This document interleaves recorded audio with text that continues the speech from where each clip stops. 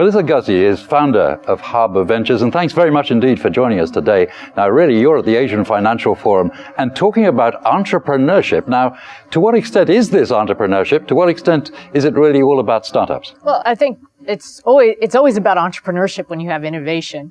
I mean, startup is just the nomenclature to put on top of a company that's really trying to change industries.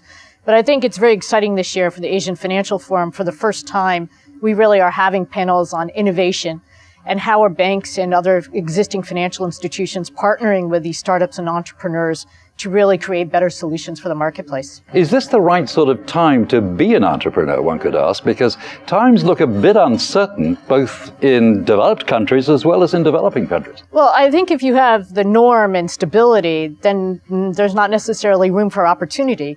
Whenever there's, lack of clarity or things are in change or in motion, that's the greatest time for entrepreneurship. Melissa, really looking at today, what are the sort of ventures that people should be looking at to invest in? Well, I mean, we can't make investment recommendations. I can only say the areas that we're looking at investing in, everything from new RegTech technology. How do you codify all the compliance and all the new regulation in the world so that you don't need necessarily 50,000 humans looking at a KYC, but actually technology can do that. Insurance is going to be disrupted. Payments has been on a path of disruption now since 1998, for the last 20 years.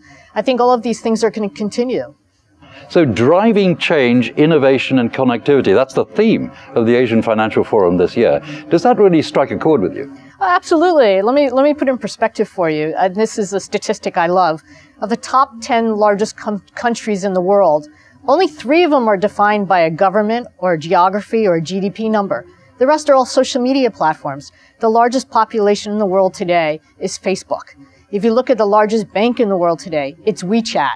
That is just an enormous shift that has implications for the next 10 years or 20 years. So where does Hong Kong really stand as a platform, if you like, for these kind of ventures? Hong Kong is the center of financial innovation still in Asia. We have, if you think about it, we're exactly equal distance between Indonesia and Japan. We're well positioned with China. We're well positioned with the Western developed countries. And this is a place where we have a lot of talent from a technical development perspective, and we should continue to harvest that here in Hong Kong. Well, attending the Asian Financial Forum, what do you think of it this year? It's always a fantastic event, and very happy that I was able to moderate a panel. What I'm very excited about is the fact of the inclusion actually this year, much more around innovation and entrepreneurship. I think it really shows how the two have converged between the traditional financial institutions and entrepreneurship.